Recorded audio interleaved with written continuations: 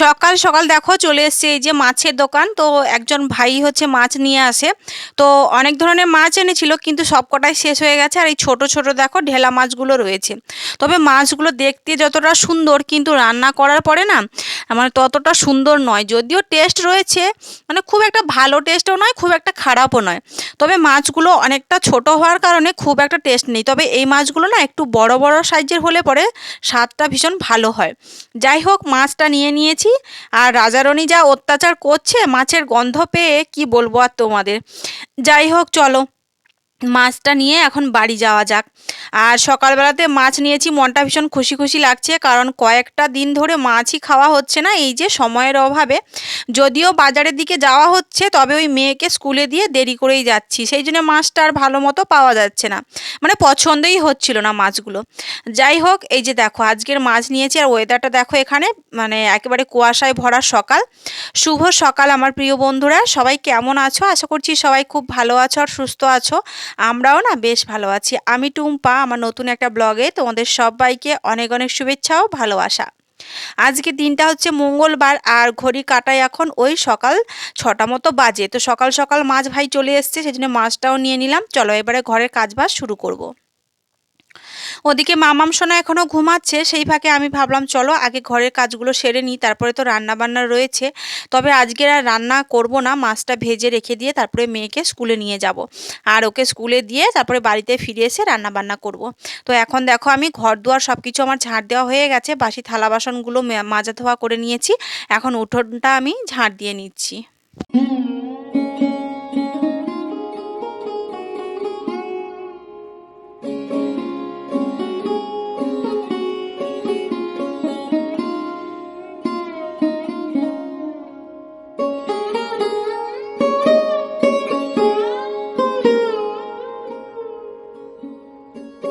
উঠোনটা আমি ঝাড় দিয়ে এখন দেখো দুয়ারে জলটাও দিয়ে নিচ্ছি। আর দেখতে দেখতে কিন্তু দেখো শীতের শেষ প্রায়, এবারে বসন্তকাল কিন্তু চলেই আসলো। তো তারপরেই কিন্তু গ্রীষ্মকাল, আর গরমকাল মানেই তো জানো আমাদের অবস্থা যা হয়, মানে কি আর বলবো, সেটা আর বলে কোনো লাভ নেই। আমরা সবাই জানি যে গরমে ঠিক আমাদের কি কি অবস্থা হয়।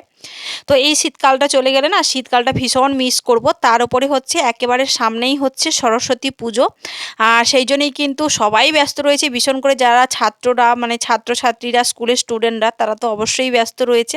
কারণ আমরা যখন মানে স্কুল লাইফ বা কলেজ লাইফে থাকতাম তখন কিন্তু সত্যি সরস্বতী পুজোটা মানে যখন আসবে তার আগের থেকেই আমাদের মানে খুশির আর মানে কোনো কারণ ছিল না, এমনিতেই খুশি খুশি মনে হতো। কারণ সরস্বতী পুজো বলে কথা, অঞ্জলি দেওয়া, খিচুড়ি খাওয়া, ঘুরতে যাওয়া সবটাই এখন মিস করি। কারণ কি বলতো বয়সের সাথে সাথে আর সময়ের সাথে সাথে মানে মানুষের জীবনটা না কেমন বদলে যায়, তাই না? আর যাই হোক এদিকে দেখো আমি কিন্তু মেয়েকে স্কুলে দিয়ে এসে বাড়িতে রান্না করেছিলাম, সেটাও তোমাদের সাথে শেয়ার করা হয়নি কারণ প্রচুর ব্যস্ত ছিলাম। মেয়েকে স্কুলে দিয়ে গেছিলাম একটু ব্যাংকে, তো ব্যাংকে একটু গ্রুপের কাজ ছিল, তবে আমি একা যাইনি, আমাদের দলের আর একজনও গেছিল। ওখান থেকে ফিরে এসেছি 1টার সময়, এসে রান্নাবান্না করে আগে রাজারণীকে আমি খেতে দিলাম, কারণ ওদের ভীষণ খিদে পেয়েছে, সারাক্ষণ আমার পিছু পিছু ঘুরে বেড়াচ্ছে। সেই জন্য ওদের খেতে দিয়ে এই যে দেখো ছোটো মাছের তরকারি করেছিলাম, তারপরে আমি কিন্তু খেয়ে আমি মামামকে স্কুলে নিতে গেছিলাম।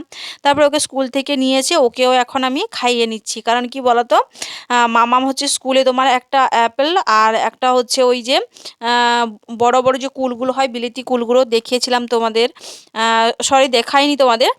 তো ওই কুলগুলোই মামাম খেয়েছে, আর একটা বিস্কিট দিয়েছিলাম ওটাই খেয়েছে। তো ওকে বাড়িতে নিয়ে এসে এখন ওই 3:30 মতো বাজে ওকে খাইয়ে নিচ্ছি। তারপরে তো সন্ধে ঘরের কিছু কাজ রয়েছে, ভিডিও এডিটিংয়ের কাজ রয়েছে। যাই হোক সামনেই সরস্বতী পুজো, আর সেই জন্য কিন্তু মেয়ের জন্য কিছু কেনাকাটারও বাকি রয়েছে, বাকি ছিল, তবে আজকেরই কেনাকাটা করেছি। তো ওই যে ব্যাংকে গেছিলাম, ব্যাংক থেকে ফিরে আসার সময় কিন্তু মেয়ের জন্য কিছু কেনাকাটা করেছি। আমার তো সবই কিছু রয়েছে, তো আমার জন্য কিছু আনিনি, তো মামামের জন্যই এনেছি। তো সবটাই তোমাদের সাথে সন্ধেবেলা শেয়ার করব। আর মামামকে খাওয়াচ্ছি, আর রাজারানীকে দেখতে পাচ্ছ তোমরা কেমন দুষ্টুমি করছে। যাই হোক চলো বন্ধুরা, তোমরা কিন্তু আমার ব্লগে খুবই মিষ্টি মিষ্টি কমেন্ট করছো, ভীষণ ভালো লাগে গো। তো চলো গতকালকের ভিডিওতে তোমরা যারা যারা এত মিষ্টি মিষ্টি কমেন্ট করেছো তোমাদের নামগুলো নিয়ে নিই। ইন্দ্রাণী ভৌমিক লিখেছে, বোন তোমার কথা শুনে চোখে জল চলে আসলো। গড আছে, চিন্তা করো না, মেয়েকে নিয়ে ভালো থাকো। Thank you so much Indrani দি ভাই, এভাবে আমার পাশে থেকো, আমাকে সাপোর্ট করো, যাতে তোমাদের সাপোর্ট আর ভালোবাসায় তোমাদের এই ছোট্ট বোনটা একটু একটু করে তার লক্ষ্যের দিকে পৌঁছাতে পারে।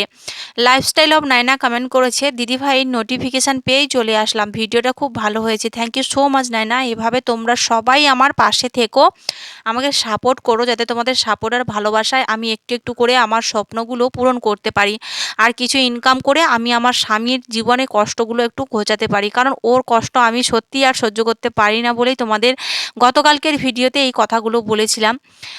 তো সেই জন্যই আজকের ইউটিউব প্ল্যাটফর্মে আসা আর ইউটিউবে ভিডিও বানানো। হয়তো আমার কষ্টই হয় ভিডিও বানাতে, তবে আমি যদি এখান থেকে আমি আমার স্বামীকে বা আমার সংসারে কিছু হেল্প করতে পারি, তাহলে তো আমারই ভালো লাগবে, তাই না? তবে ভিডিও বানাতে গেলেও তো একটা ফোনে রিচার্জও করা দরকার লাগে, তবে অভাবের সংসারে আমরা অনেকটা মেনটেন করে ফোনে রিচার্জগুলো করে থাকি।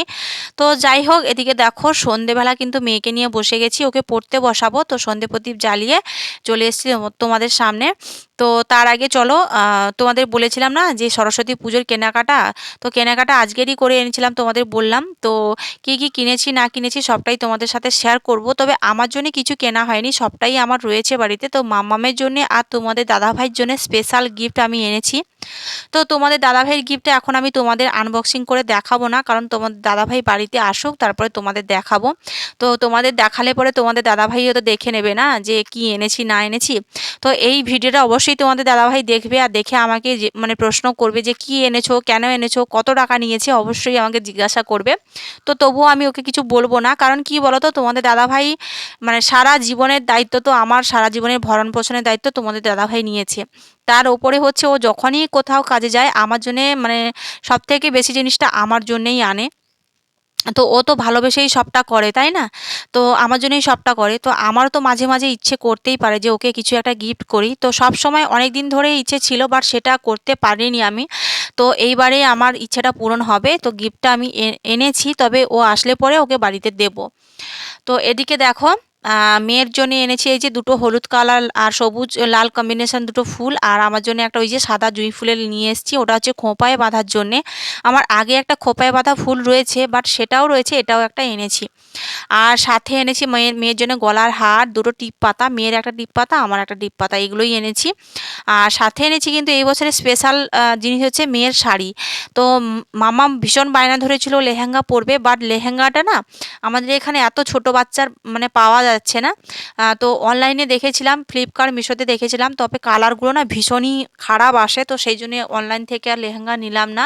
তো মাম্মামকে শাড়ি দেখিয়েছিলাম দোকানে গিয়ে, তো ও শাড়িটাই পছন্দ করেছে, আর কত সুন্দর কিউট একটা শাড়ি, একটা ব্লাউজ তোমরা দেখলে, আর ব্লাউজটা আমার সবথেকে বেশি ভালো লেগেছে। আর এদিকে দেখো এই যে শাড়িটা, তবে এই শাড়িটা কিন্তু আমার পছন্দের নয়, মাম্মাম পছন্দ করে এই শাড়ির ডিজাইনটা পছন্দ করেছে। দুটো তিনটে শাড়ি দেখিয়েছে, তো মাম্মাম এটাই পছন্দ করেছে। তবে শাড়িটা খারাপ নয়, মোটামুটি ভালো। চলো এগুলো আমি এখন প্যাকিং করে রাখবো, আর এই হচ্ছে তোমাদের দাদাভাইয়ের স্পেশাল গিফট। তবে তোমরা কিছু না কিছু তো গেস করতে পারছো, তো আরও মানে আরও দেখতে পাবে তোমাদের দাদাভাই আসলে পরে। তো চলো আজকে ব্লগটা এখানেই শেষ করছি, ভিডিওটা ভালো লাগলে লাইক করে দিও।